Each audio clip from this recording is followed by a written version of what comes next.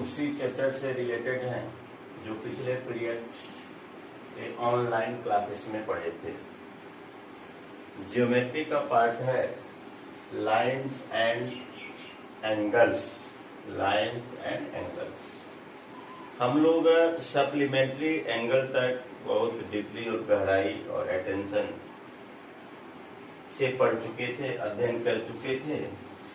आज हम लोग पढ़ते हैं, देखा जाए, एक एंगल है जिसको कहते हैं एडजेंट एंगल। कहने का मतलब इसको हिंदी में कहते हैं आसन्न कोण। इसको हिंदी में कहते हैं आसन्न कोण। तो डियर स्टूडेंट्स, एडजेंट एंगल होता है क्या? तो सबसे पहले देखा जाए, ये दो, एक यह रे है या आर्म ही कहा जाए, यह एक आर्म है और एक यह आर्म है, लेकिन दोनों नन कॉमन आर्म है। नन कॉमन आर्म है और एक कॉमन आर्म को वर्टेक्स ओ से एक्सटेंड कीजिए। ये हमारा ओसी जो हुआ कॉमन आर्म हुआ, ओए हुआ और ओबी ये नन कॉमन आर्म हुआ। तो ओसी आर्म्स को वर्टेक्स ओ से इंक्लूडेड करने के बाद दो एंगल का फॉर्मेशन हो रहा है। लेकिन अगर इस पर कुछ इन्वेस्टिगेशन किया जाए तो दोनों एंगल का वर्टेक्स पॉइंट एक है। दोनों एंगल का वर्टेक्स पॉइंट एक है। ये दोनों साइड्स नन कॉमन आर्म्स हैं। ओसी जो है वह कॉमन आर्म्स है। तो वैसे एंगल्स जो नन कॉमन आर्म से फॉर्म हुआ हो, जिसका वर्टेक्स पॉइंट एक हो और एंगल के फॉर्मेशन में एक कॉमन आर्म्स की अहम भूमिका हो। अगर इस संदर्भ में कहा जाए कि विच आर एडजेंट एंगल, तो देखिए कोण AOC और कोण BOC, दोनों का वर्टेक्स कॉमन पॉइंट वो है, कॉमन आर्म OC है और नन कॉमन आर्म OA और OB है। इस प्रकार से हमारा एंगल का फॉर्मेशन हो रहा है ABC। हमारा एंगल बन रहा है आपका AOC। यहां से यहां तक में दो एंगल्स हैं। तो प्रत्येक एंगल एक दूसरे का एडजेंट एंगल कहलाएंगे, आसन्न कोण कहलाएंगे। जैसे कि हम लोग लाइनर पेयर में पढ़े थे, यह एक स्ट्रेट लाइन है। इस पर किसी एक रे को स्टैंड कीजिए, किसी रे को स्टैंड कर दीजिए। रे को स्टैंड करने से देख रहे हैं आप, यह AB और BC नन कॉमन आर्म्स हैं और BD आपका कॉमन आर्म्स है और वर्टेक्स पॉइंट B है। तो इस किरण के एक्सटेंड होने से, वर्टेक्स B पर इंक्लूड होने से दो एंगल का फॉर्मेशन हो रहा है। ये दोनों एंगल एक दूसरे का कोण 1 एंड कोण 2 are called adjacent angles to each other. तो डियर स्टूडेंट्स, अगर 1 और 2 के बारे में इन्वेस्टिगेशन किया जाए, प्रोटेक्टर से मापा जाए या किसी भी एक्सपेरिमेंट से इसके दोनों एंगल का सम निकाला जाए, तो डियर स्टूडेंट्स कोण 1 बराबर कोण 2 180 होगा। इसको लाइनर पेयर एग्जाम्स कहते हैं। लाइनर पेयर एग्जाम्स कहते हैं। एग्जाम्स तो जब दो कोणों का योगफल sum of two angles is 180, then each angle is called supplementary angle to another's. दूसरे का वह सप्लीमेंट्री एंगल कहलाएगा। 1 का सप्लीमेंट्री 2 और 2 का सप्लीमेंट्री 1। डियर स्टूडेंट्स, अब आगे चला जाए। अब देखिए वर्टिकल ऑपोजिट एंगल किसे कहते हैं? जब दो लाइंस आपस में अगर इंटरसेक्ट करता है, आपस में अगर इंटरसेक्ट करता है जिसका कॉमन पॉइंट O है, इसमें 4 प्रकार के एंगल का 4 एंगल का फॉर्मेशन हो रहा है। एक ए एंगल, ये एक एंगल, ये एक एंगल। इस प्रकार से जो 4 एंगल का फॉर्मेशन हुआ, तो आमने सामने का जो कोण है वह वर्टिकल ऑपोजिट एंगल कहलाएगा।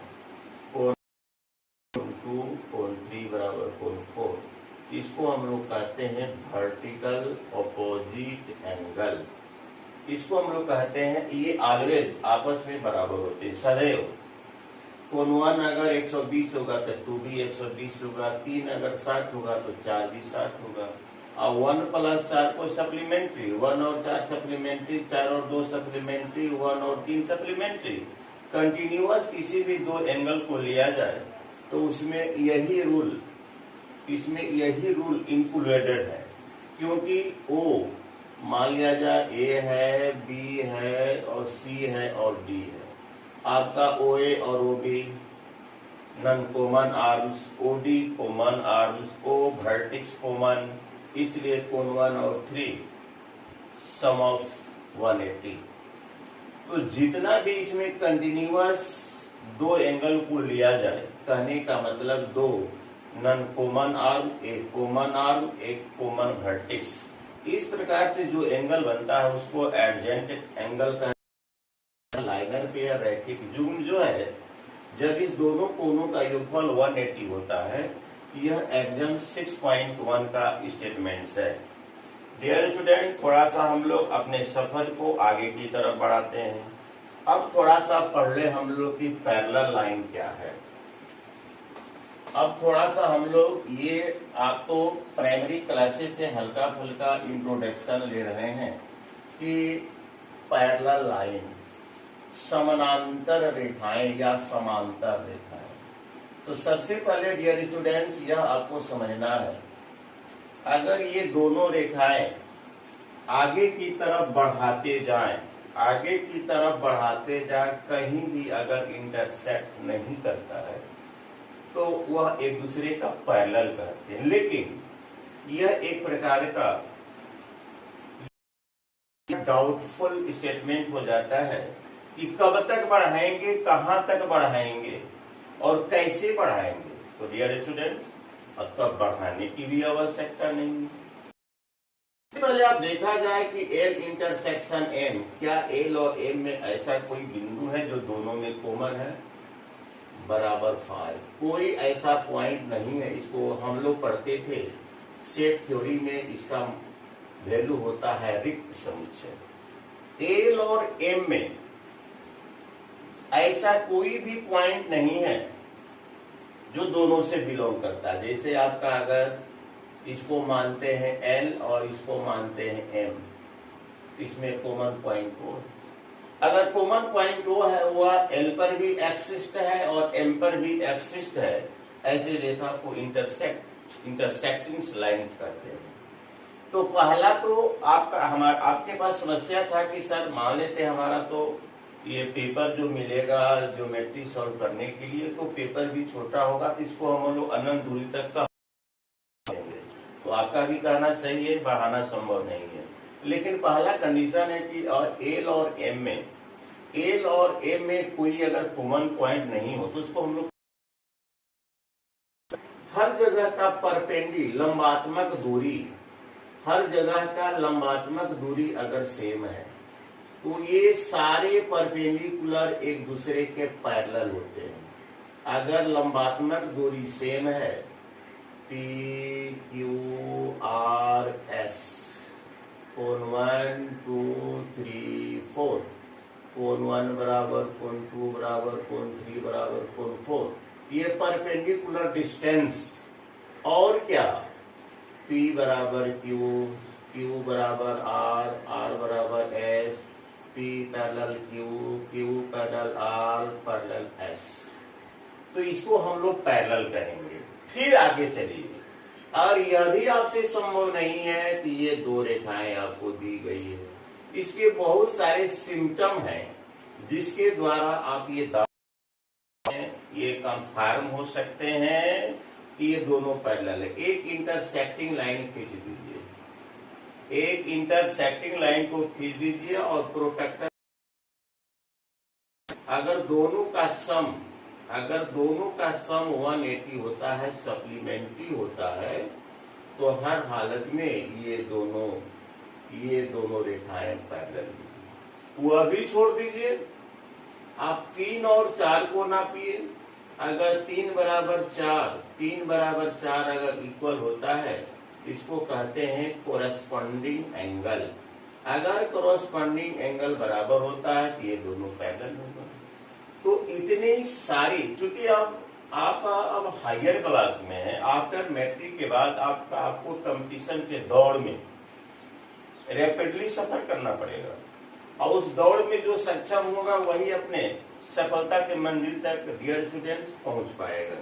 तो इस प्रकार से हमने पैरेलल लाइन से एक लिमिटेशन में, एक लिमिट में आपको मैंने इंट्रोडक्शन दे दिया। अब डियर स्टूडेंट्स, अब हम लोग देखेंगे, देखिए समय को भी ध्यान में रखना है, चूंकि टाइम इज यह पता है कि वर्तमान समय के एक एक सेकेंड का सदुपयोग करना चाहिए। हमारे कबीरदास जी बोले हैं कि आज कल करना है सो आज करो, आज करना है सो अब, पल में परले होएगा बहुरी करेगा कब। डियर स्टूडेंट्स, वर्तमान समय पर ही आपका कब्जा है। एक सेकेंड के बाद क्या होगा यह कहना बड़ा ही मुश्किल है। इसलिए हम लोगों को एक एक क्षण, एक एक पल, एक एक सेकेंड का सदुपयोग करना चाहिए। तो डियर स्टूडेंट्स, अब हमारे पास जो समय अवेलेबल है, केवल हल्का सा जो हम कल 6.1 थ्योरम पढ़ाएंगे, एक्सरसाइज 6.1 थ्योरम, उसका हल्का सा केवल हम इंट्रोडक्शन देते हैं।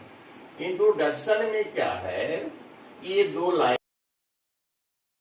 लाइंस एक दूसरे को वो बिंदु पर इंटरसेक्ट करते हैं। इस प्रकार से जो वर्टिकल ऑपोजिट एंगल बनता है वह आपस में बराबर होता है। तो 2 बराबर कोण 2, कोण 3 बराबर कोण 4। अब देखिए, चूंकि समय हमारा इन्वेस्ट ज्यादा हो चुका है, तो मैं एक रफ आइडिया में इसको प्रूव करके बता रहा हूँ। कोण 1 बराबर कोण 2, कोण 3 बराबर कोण 4 हमको प्रूव करना है। डियर स्टूडेंट्स, मैंने अभी बताया कि लाइनर पेयर युग में कंटिन्यूअस दो कोणों को लीजिए एडजेंट एंगल, तो उसका वैल्यू 180 होता है।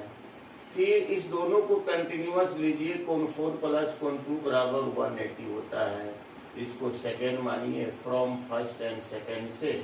ये लाइनर पेयर युग से हुआ, लाइनर पेयर से हुआ। कोण 1 प्लस कोण 4 बराबर कोण 4 प्लस कोण 2, 4 क्रॉस कीजिए, 1 बराबर 2। डियर स्टूडेंट्स, इसी प्रकार से कोण 4 प्लस कोण 2 लेते हैं तो आपका 180 होगा, इसको 3 मानिए। और कोण 2 प्लस कोण 3 लेते हैं तो आपका मानिए, यह भी कहां से, लाइनर पेयर रैखिक युग्म।